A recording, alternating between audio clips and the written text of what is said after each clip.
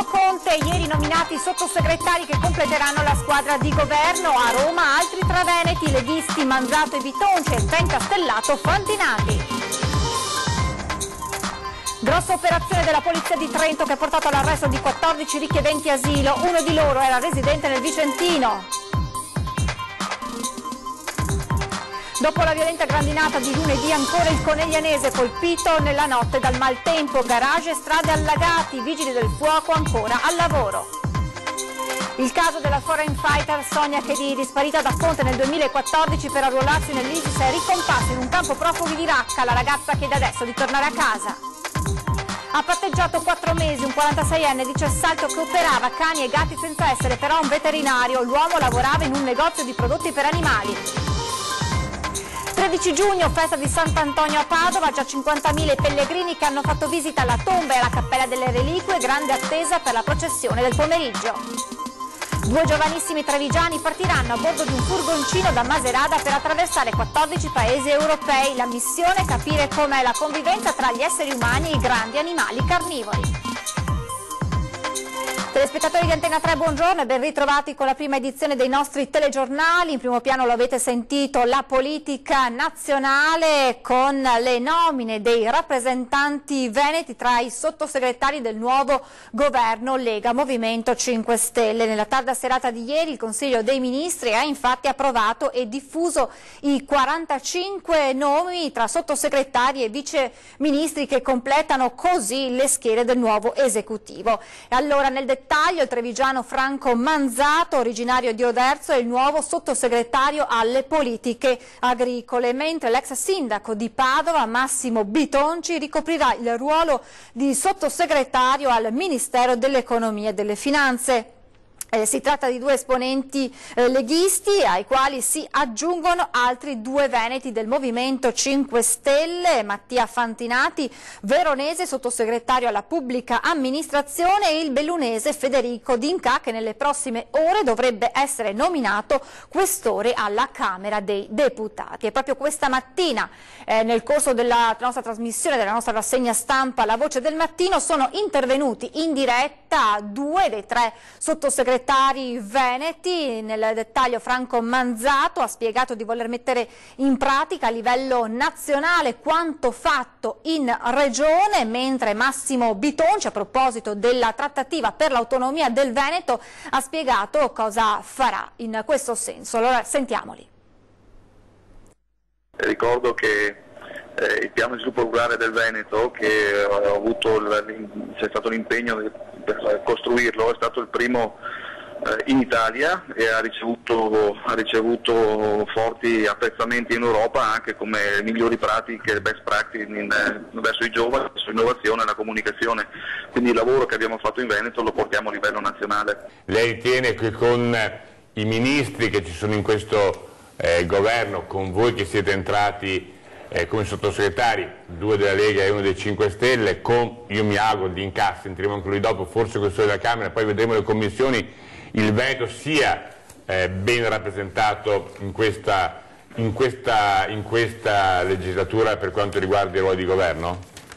Ma guardi, io non lo so se sia ben rappresentato, so che l'elenco è stato fatto, ci sono 3 ministri tra Fraccaro, Erika Stefani e Don Fontana e poi dei sottosegretari, ma la cosa più importante per i veneti non è la rappresentanza, ma il rispetto del contratto di governo, l'autonomia, la flat tax, perché l'abbattimento della pressione fiscale sarà determinante per rendere libere le imprese, gli artigiani, l'industria, per essere più competitiva nel mondo, non semplicemente a livello italiano. Da buon Veneto, come si dice in Veneto, insomma andrò in cerca di skei, no? Beh, per giusto.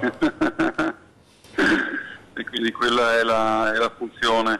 Per trovare gli skei probabilmente bisogna anche risparmiare altri skei, quindi vedremo di lavorare per trovare le soluzioni migliori, anche se devo dire che il Ministero ha competenze ampissime, quindi bisogna vedere anche le deleghe che poi domani mi verranno poi assegnate, perché questa poi è la realtà. Ma essendo sottosegretario lavorerò un po' anche per tutti gli altri settori. Quanto è contento di questo sviluppo che sta prendendo, questa accelerazione che sta prendendo la trattativa sull'autonomia con tutte le 23 deleghe messe in campo al posto delle 4-5 che c'erano quando trattava Gian Claudio Bressa, bellunese?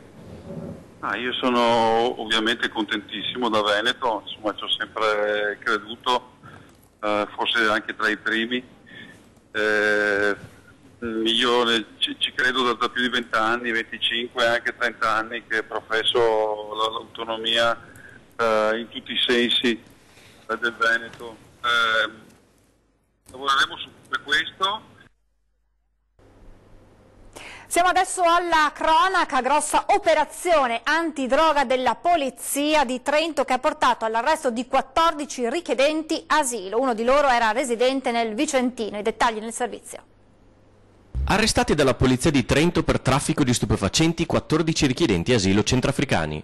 Uno di loro era residente a Cavazzale, in provincia di Vicenza, un 22enne nigeriano che gravitava nella zona di Campomarzo.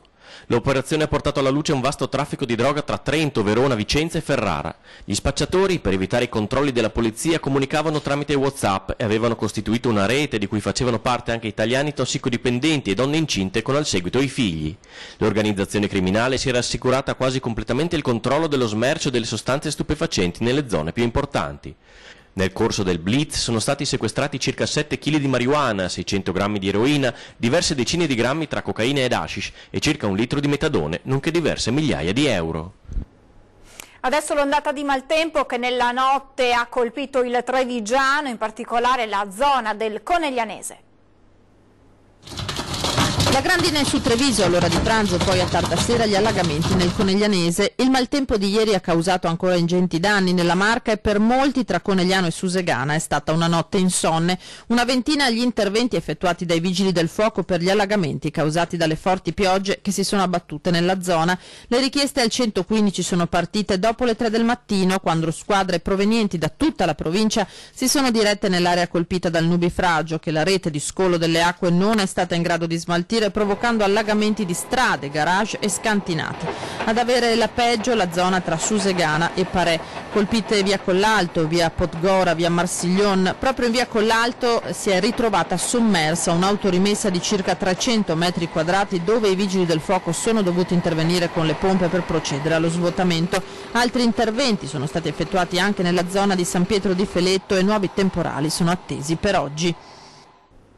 E proprio questa mattina il Presidente del Veneto, Luca Zaia, ha firmato la dichiarazione relativa allo stato di crisi per gli eventi meteorologici che hanno interessato le zone del Feltrino, Valbelluna, Coneglianese e Alto Trevigiano nelle province di Belluno e Treviso. Il decreto rimane comunque aperto in attesa che tutti i comuni possano effettuare e concludere il censimento dei danni alle strutture pubbliche e private. E restiamo in provincia di Treviso con il caso della foreign fighter Sonia Chediri, sparita nel 2014 da Onè di Fonte per arruolarsi nell'ISIS. La giovane è ricomparsa in un campo profughi di Raqqa e adesso chiede di tornare a casa. Vorrei tornare a casa ma non so se sarà mai possibile. A parlare è Sonia Chediri, 21enne di Onè di Fonte. Tunisina d'origine, era sparita dalla Marca nel 2014 per andare in Turchia e quindi in Siria a combattere con il marito nelle file dell'ISIS. Ora, rimasta vedova, il marito, numero 2 dell'ISIS, sarebbe stato ucciso dai droni americani e madre di 2 figli confinata in un campo profughi a 100 km da Raqqa, si dice pentita della scelta di entrare a far parte dell'esercito dello Stato islamico, ma sa che rientrare a casa potrebbe significare essere accusata di terrorismo, anche se il suo avvocato è convinto del contrario. In tanti, dice ora Sonia, a 4 anni di distanza dalla decisione presa quando era solo un adolescente, hanno scoperto cos'era Daesh solo quando sono arrivati qui. I genitori, mamma casalinga e padre magazziniere, non la volevano con il velo e si opponevano alla sua partenza. Successivamente li ho cercati, afferma la 21enne, e mai più trovati. Su di lei nel 2016 l'inchiesta della Procura Antiterrorismo di Venezia, che secondo il suo difensore non avrebbe portato a nessuna prova di colpevolezza. A causa di un incidente nel quale sono rimasti coinvolti un'autovettura e un motociclo, la strada statale 309 Romea è provvisoriamente chiusa al traffico in entrambe le direzioni all'altezza del territorio di Chioggia nel Veneziano. Ferito gravemente l'uomo che si trovava in sella al motociclo. Sul posto sono presenti le squadre ANAS e le forze dell'ordine per accertare la dinamica di quanto accaduto. Il traffico è momentaneamente deviato sulla rete viaria locale. E adesso restiamo in provincia di Venezia e ci colleghiamo con Tiziana Bolognani che ci racconta della vicenda di un finto veterinario che alla fine ha patteggiato 4 mesi. Buongiorno Tiziana, raccontaci tutto. Sì, buongiorno da Venezia. Si è conclusa con un patteggiamento la vicenda del finto veterinario di San Stino di Livenza, cui i proprietari di cani e gatti affidavano i propri amici a 4 zampe per le cure del caso. Luigi Mazzero, 46 anni di Cessalto, è stato riconosciuto responsabile di aver esercitato abusivamente la professione e di falso per aver certificato sul libretto sanitario l'avvenuta vaccinazione fatta su un cane col timbro e la firma di un vero veterinario. L'uomo lavorava per conto di un negozio di animali e svolgeva la sua attività in uno studio adiacente senza avere alcuna abilitazione. Mazzero è stato smascherato da una troupe di Striscia la Notizia a cui un suo cliente si era rivolta. Tra le attività portate a termine dal sedicente veterinario anche la sterilizzazione di alcune gatte, oltre a un'operazione di sutura sempre su un gatto e il rilascio di certificazioni di avvenute vaccinazioni che peraltro Mazzero eseguiva continuativamente. È tutto dalla redazione di Venezia, a voi. Grazie, buon lavoro a Tiziana Bolognani. Dovrà ripetere l'anno il figlio della donna che ha picchiato l'insegnante a Selvazzano in provincia di Padova. All'esito degli scrutini infatti è stata la bocciatura.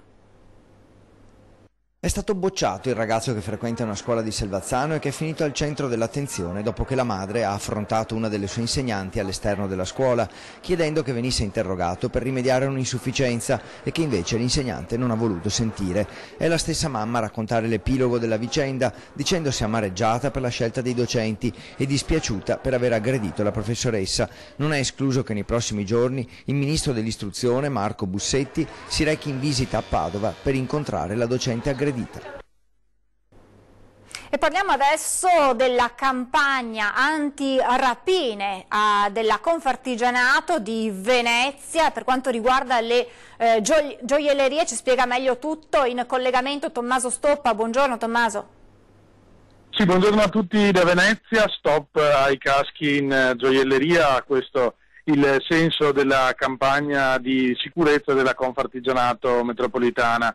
Si invitano tutti i gioiellieri a esporre vetrofanie che mostrano appunto un casco, che è il tipico strumento utilizzato dai rapinatori per nascondere il loro volto alle telecamere di sicurezza, e si invita chi sta entrando naturalmente a toglierselo, ma anche a togliersi occhiali da sole e cappellini con la visiera, tutto quanto possa nascondere il volto e quindi suscitare una legittima preoccupazione nel gioielliere anche di fronte a ben intenzionati.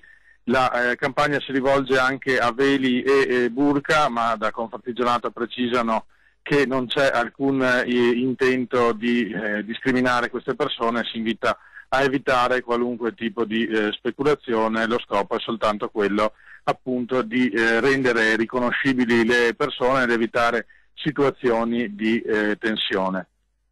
Null'altro da dire da Venezia su questa vicenda, ulteriori aggiornamenti nelle prossime edizioni dei nostri telegiornali. Grazie a Tommaso Stoppa. Continuiamo con la cronaca con una notizia appena giunta in redazione che arriva dal Friuli Venezia Giulia, con un suicidio avvenuto in pieno centro a Udine, dove una coppia in fase di separazione si era recata nello studio di un notaio per redigere un atto. Improvvisamente l'uomo, si tratta di un 80enne di Tarcento, ha estratto la pistola e ha ucciso la moglie, poi ha puntato l'arma contro se stesso e si è ucciso. Ferito di striscio uno degli avvocati presenti. Torniamo adesso alla politica, ma alla politica locale. Dopo le amministrative di Treviso, ieri sera nel corso di 20 e 10, acceso confronto tra i due neoeletti consiglieri comunali a Treviso, Barbisane e Pelloni. Sentiamo. Io dico sempre non sono contro il centro sociale, io sono contro il centro sociale occupato. Credo che il mio sogno qual è? Il sindaco che ci sono strutture in piena regola.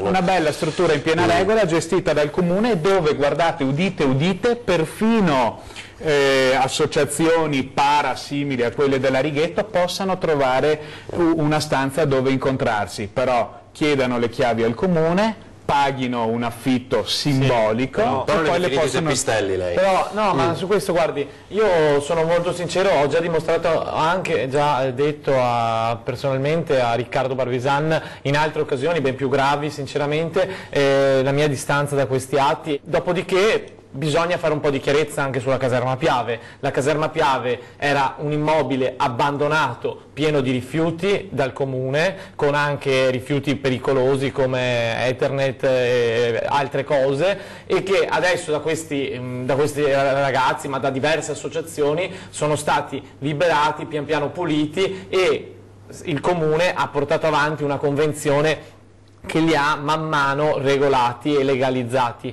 Quindi devo dire che la situazione che racconta Riccardo è una situazione estremamente più esagerata di quella esistente. Al centro sociale Django non c'è nessun problema. Ma no, io penso che la convenzione che è stata sviluppata dal comune sia un immobile la strada, senza agibilità. Sì, la convenzione... adesso che sei consigliere comunale, certo, fai una bella richiesta di ottenere copia del certificato di agibilità della caserma Serena, vedrai che ti risponderanno che non esiste. Io ti dico che allora, in immobili senza agibilità, la convenzione che ha previsto il comune è la strada su cui...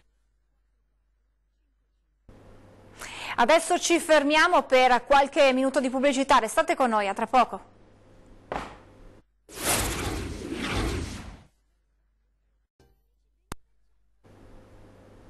Di nuovo in diretta con la prima edizione dei nostri telegiornali, presidio dei Vigili del Fuoco ieri a Padova per denunciare carenza di organico e di mezzi. Un presidio dei Vigili del Fuoco alla Stanga, uno degli snodi più trafficati di Padova, ma questa volta l'emergenza li riguarda in prima persona e ad intervenire dovrebbe essere qualcun altro, perché questa volta le vittime, dicono, sono loro. Noi siamo qui oggi in piazza per ricordare ai cittadini che ogni qualvolta si compone il 115, dall'altra parte chi risponde è il pareggio di bilancio. Che vuol dire risponde il pareggio di bilancio? Vuol dire che ci sono i mezzi più vecchi d'Europa, vuol dire che arrivano i Vigili del Fuoco che sono gli unici lavoratori che non hanno l'INAIL, vuol dire che nel Veneto si traduce che dagli anni 90 a oggi non è stata assunta una sola persona in più. Da tempo i Vigili del Fuoco padovani denunciano le difficoltà in cui devono operare, ma visto che non sono bastate le dichiarazioni di stato d'agitazione e nemmeno i 4 scioperi proclamati in un anno, hanno deciso di parlare direttamente alla gente. Abbiamo mezzi di 30 anni di servizio che si fermano per strada, è successo anche un paio di volte ultimamente che prestando soccorso il mezzo si è fermato e è dovuta uscire una nuova squadra rallentando i tempi di intervento. Questo la gente deve sapere che alla parola all'accompagnamento del numero 115 quello che risponde dall'altra parte è il pareggio di bilancio. Il pareggio di bilancio quando uccide i Vigili del Fuoco e quindi uccide anche i cittadini, perché il soccorso pubblico è della gente. Una manifestazione con una precisa richiesta alla classe politica. Chiediamo con forza l'interessamento della Regione attraverso una mozione regionale approvata all'unanimità da parte della Regione da inviare al governo che sta per essere insediato, e quindi appunto noi chiediamo di garantire il soccorso giusto con i giusti canoni di sicurezza in tutta la Regione e principalmente a Padova.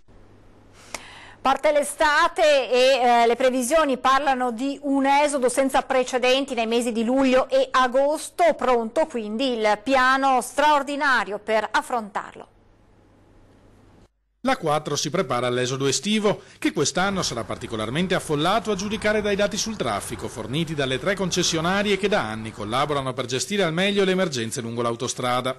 I passaggi di veicoli sono tornati ai livelli pre-crisi, superando per la prima volta il record storico del 2007. La collaborazione con Autovie si amplia anche a Brescia-Padova e abbiamo fatto un piano dell'esodo assolutamente comune perché secondo noi l'unione fa la forza, quindi potenziamento di uomini, di mezzi, possibilità di bypass nel caso in cui sulle altre tratte di concessionario ci siano dei problemi, e quindi è già prevista la possibilità di deviazione su altre tratte.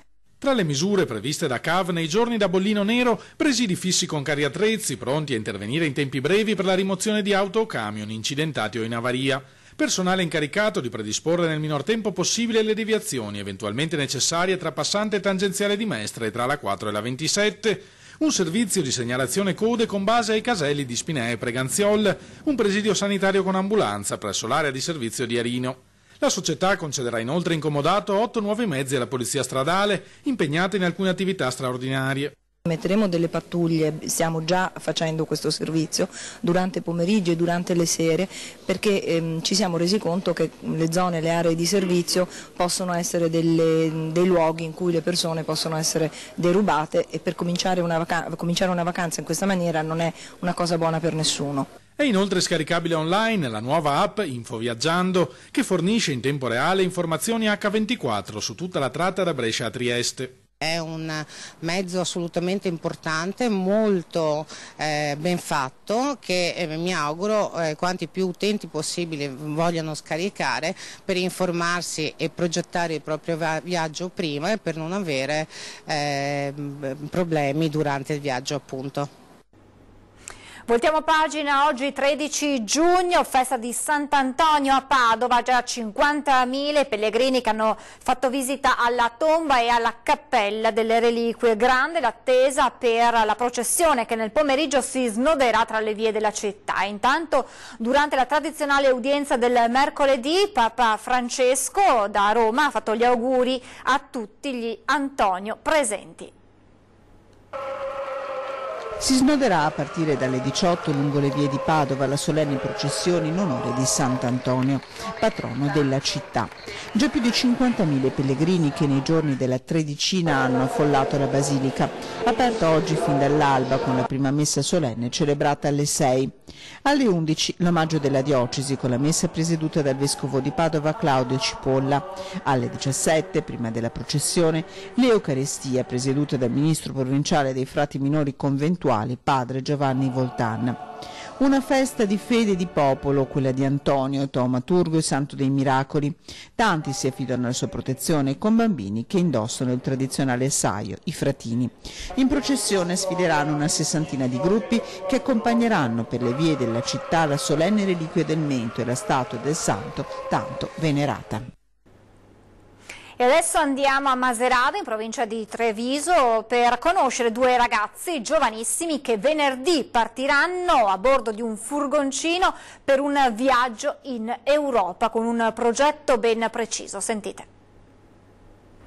Un van attrezzato per poterci vivere, una cartina appesa al tettuccio, una missione studiata insieme al WWF e poi loro due, Chiara Pozzobon, 20 anni di Macerata, e Marco Perencin, 27enne di Sernaglia, pronti ad attraversare per un anno 14 paesi europei per un totale di 15.000 chilometri per scoprire come l'uomo riesca a convivere con i grandi animali carnivori.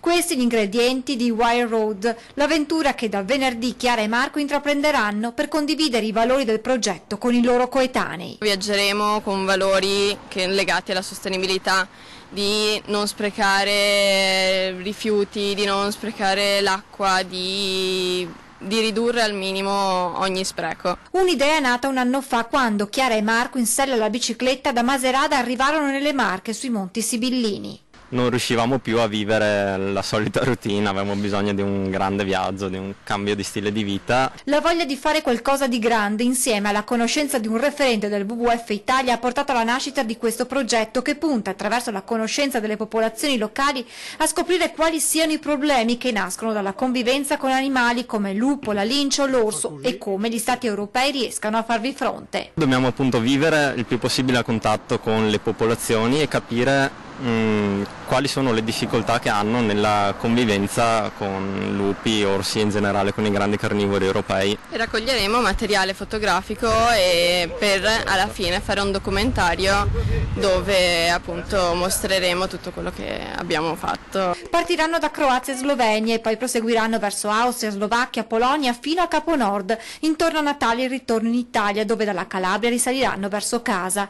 Il loro viaggio sarà raccontato sulla pagina Facebook e sul sito A Road to Live. L'esperienza, raccolta in giro per l'Europa, sarà poi riportata al WWF e potrà essere utile anche alle regioni italiane nell'affrontare il ritorno di animali come i lupi. Siamo in chiusura, subito dopo di noi nuova puntata di Ore 13, si parlerà di solidarietà. In studio Domenico Cattai, responsabile della LILT di Oderzo, Maria Grazia Santolin, responsabile di Casa Vittoria, ed Ernesto Balbinotto, promotore della vendemmia solidale. Poi questa sera ritorna 20:10 in studio Paolo Feltrin, insieme a lui si esamineranno quelli che sono stati i risultati usciti dalle urne di domenica scorsa nelle amministrative in Veneto. Con questa edizione è davvero tutto, vi lascio le previsioni del tempo, grazie per l'attenzione, buona giornata a tutti.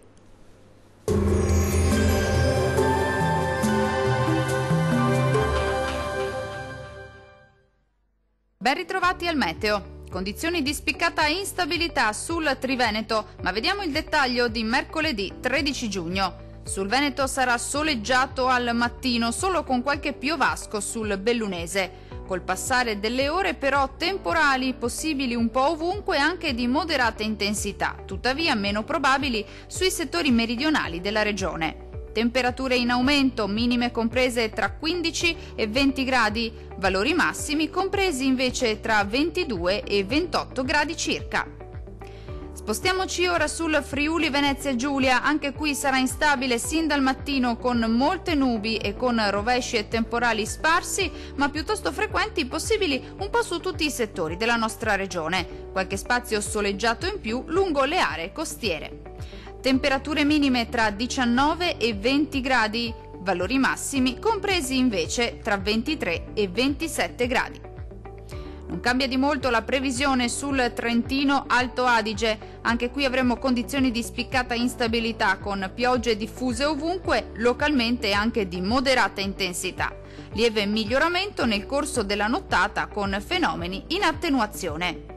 Le temperature minime si attesteranno intorno ai 15 gradi, le massime invece oscilleranno tra i 25 e i 27 gradi. Dal meteo per ora è tutto, arrivederci!